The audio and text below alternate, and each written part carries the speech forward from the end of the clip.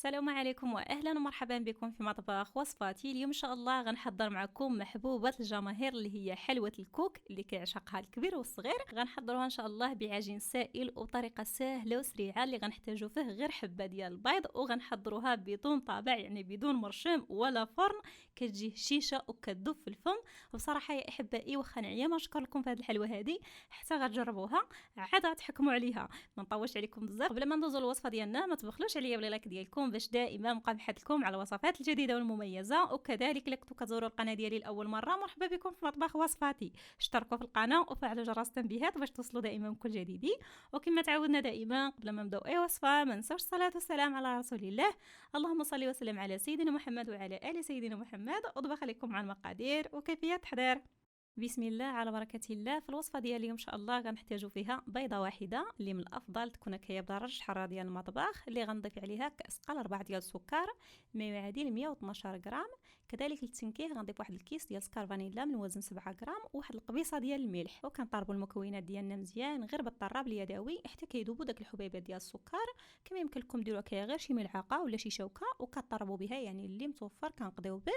المهم بعد ما كنطربوا البيض ديالنا في هذه المرحله هذه غنضيف عليه نص كاس ديال زيت نباتي ما يعادل 75 مليلتر. وهنايا كما كتلاحظوا معايا كل مره كنضيفوا هكايا شي عنصر حتى كنطربوه مزيان، يعني كيندمج مع بعضه. وعاد كنضيفوا المكونات المتبقيه. في المرحله غنضيف نص كاس ديال الماء عادي من الروبيني ولا من الصنبور ما يعادل 75 مليلتر. بالنسبه للكميه ديال الماء كما كتلاحظوا معايا كنضيفها غير شويه بشويه وانا كنحرك باش هكا كيندمجوا معايا بشكل جيد. وهكا الخليط ديالي يكون صباح جاهز. دابا ان شاء الله غنبداو نضيفو في الدقيق. بالنسبه للدقيق غنحتاج 2 ديال الكؤوس اللي هي 200 غرام. كما كنذكر لكم دائما بالنسبه للناس اللي عندهم الميزان الدقيق ديالكم وزنوه، الا ما كنتوش كتوفروا على الميزان الدقيق ديالكم غربلوه يعني نخلوه، والكؤوس عمروهم غير بالملعقه، يعني ما تضغطوش على الكؤوس ديال الدقيق ملي تكونوا كتعمروهم.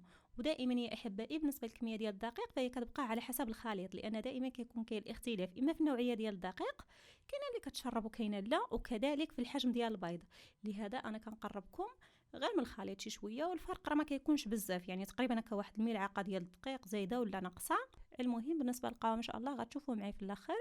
هنا كما كتلاحظوا معي فانا دخلت الكميه ديال الدقيق كامله.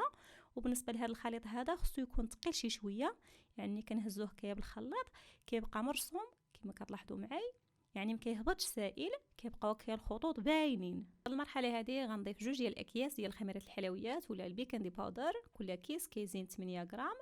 وكنحركوا المكونات ديالنا مزيان بحال هالشكل هدايا. وفي الاخير غنضيف عليهم ملعقه كبيره ديال الخل، يمكن لكم ديروا الخل العادي ولا الخل الابيض اللي متوفر كديروه.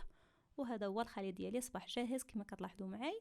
وحتى بالنسبه للقوام ديالو كما لاحظتوا معي راه باين على بركه الله. في هذه المرحله هذه غنحتاجوا المقلاة اللي دهنتوها كي بشويه ديال الزبده ورشيتو بشويه ديال الدقيق، وكذلك درت له كي واحد الورق ديال الطبخ. المهم نتوما الا ما توفرتوش على الورق ديال الطبخ دهنوه مزيان اما بالزبده ولا بالزيت ورشوه بالدقيق، يعني حاولوا كي تكثروا الدقيق.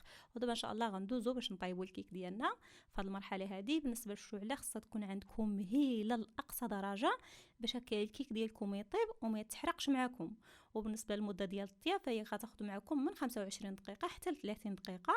المهم يا احبائي كيبقى على حسب الدائره ديال الشعله، فانا عندي الفرن كبير شي شويه، نتوما خليوها كي واحد 20 دقيقه ومن بعد كتبقاو تراقبوها حتى كطيب. يعني كما كتلاحظوا معي فنشفيت من الجوانب كاملين وبقات غير شي شويه من الوسط، لاني بغيت هكا الكيك ديالي يجيني غير مذهب. بحال هكا الا خليتو الكيكه ديالكم حتى تنشف كامله فهي غتحمر معكم الاسفل. كما كتلاحظوا معي فهي الله مذهبه بحال هالشكل هدايا.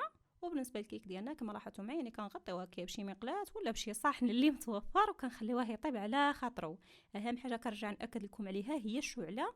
بحال هكا الا درتو شعله صغيره كتبقاو كيدوروا المقلاة ديالكم حتى كطيب الكيكه على خاطرها. وهذه هي الكيكه ديالنا بعد ما طابت كما كتلاحظوا معي كتجي كي غير مذهبه. ودابا ان شاء الله غنغطيها بواحد القطعه ديال الثوب وغنخليها حتى تبرد ولا تنخفض الحراره ديالها. هاد المرحله هذه غندوزو ان شاء الله نحضروا الخليط اللي غنعجنوا به. غنحتاج فيه 2 ديال الكؤوس ديال المربى ديال المشميش، يعني الكوفيتير ديال المشميش اللي كيكون خاص بالحلويات كيكون هكايا خفيف. كل كاس كيزين 150 ملل يعني كاس ديال العنبه.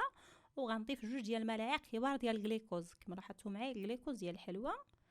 وكنوضعوا الخليط ديالنا على النار وكنخليوه حتى كيوصل للمرحله ديال الغليان، وكنحسبوا له 5 ديال الدقائق باش هكا الخليط ديالنا كيتعلك معنا، يعني ما كيبقاش سائل. وملي كنعجنوا به الحلوه ديالنا كتجينا معلكه. في هذه المرحله هذه كما كتلاحظوا معي فهو راه مازال سخون. كنوريكم القوام ديالو كيكون بحال هذا الشكل. ودابا ان شاء الله غنخليوه على جنب يبرد وغندوزو الكيكه ديالنا غنفرتوها. كما كتلاحظوا معي بالنسبه للكيكه فهي كتجي هشيشه، يمكن لكم كتحضروها غير بشكل يومي. المهم بالنسبه للكيك ديالنا كنحاولوا كنفرتوه مزيان بحال هذا الشكل حتى كيولي رقيق. كما كتلاحظوا معي يعني كندوزو على الحبيبات كاملين وكنفرتوهم حتى كيولي تقريبا بحال الكسكسو اللي كيكون رقيق بحال هذا الشكل. كما كتلاحظوا معي بالنسبه للصوره راه باينه. المهم في هذه المرحله هذه غنضيف عليه نص كيلو ديال الكوك ولا جوز الهند. يمكن لكم توزنوه بالميزان، ولا ما كنتوش كتوفروا على الميزان ديروا 3 ديال الزلايف كما لاحظتوا معي. فانا عطيتكم القياس حتى بزلافه ديال الحريره. وكندمجوا المكونات ديالنا مزيان مع بعضهم. ودابا ان شاء الله غندوزو باش نعجنوهم ولا نجمعوهم بالخليط ديال المربى اللي حضرت معكم من قبل. كما كتلاحظوا معي ملي كيبرد كيولي معلك بحال الشكل هدايا. وكنديروا في الاول هكا واحد 2 ديال الملاعق وكنبداو بالعجن ولا كنجمعوا في هذا الخليط هدايا بحال الشكل. يعني كنحاولوا نمعسوه مزيان باليد ديالنا باش كيتعلق وفي نفس الوقت يعني كيندمج مزيان حتى كيبدا يتشكل معنا.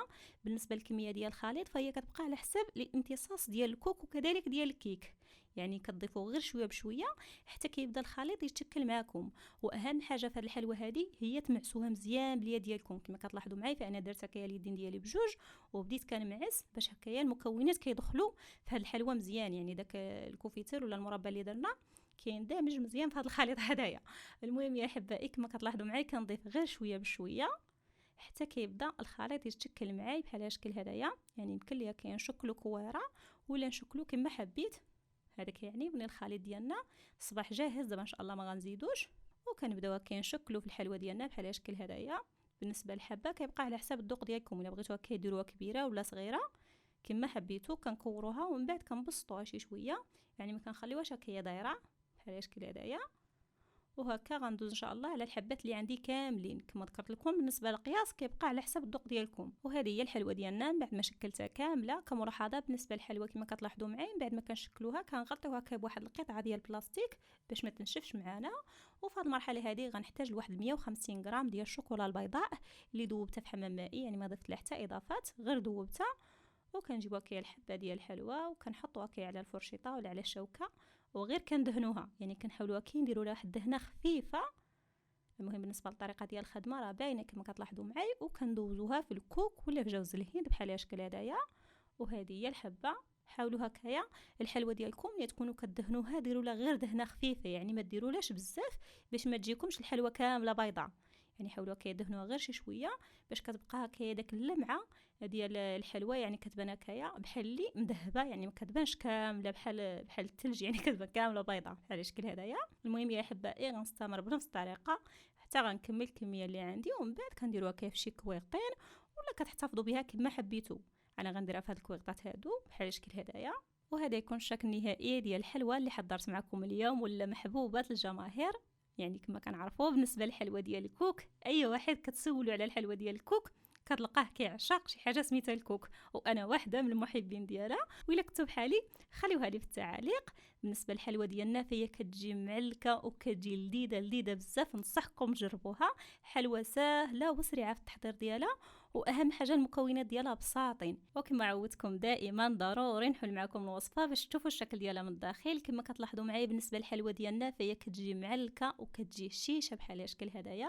المهم يا احبائي بزاف ديال الناس غيبغيو يسولوني على الطريقه ديال الاحتفاظ. بالنسبه لها الحلوه هذه كنديروها كيف شي طاسه وكنديروها في الثلاجه. من الافضل ديروها غير في الجهه التحتانيه لان الجو سخون شي شويه. وهذه الحلوه هذه يعني ما كتبقاش معنا مده طويله، يعني تقريبا كتبقى معنا هكا واحد 15 يوم. خصنا نكونوا ساليناها لانها فيها الكيك، لهذا حاولوا هكايا تساليوها دغيا، يعني ما تخليوهاش اكثر من 10 ايام ولا 15 يوم. هنا كما كتلاحظوا معايا بغيت نوريكم المكونات اللي خدمت بهم، لا بالنسبه للشوكولا ولا بالنسبه للمربى. يعني الكميه اللي وريتكم في الاول فهي كتبقى معنا. لهذا كملاحظه من الافضل ديروا هكايا غير كاس ونص ديال المربى وديروا هكايا غير واحد 100 غرام ديال الشوكولا فهي كافيه. ودابا ما بقى لي الا نودعكم. الا كنتم مازالين كتشاهدوني حتى لدقيقه شكرا بزاف على المتابعه ديالكم، شكرا للدعم ديالكم مستمر. نتلاقى ان شاء الله في فيديو اخر وصفه ثانيه. مع السلامه.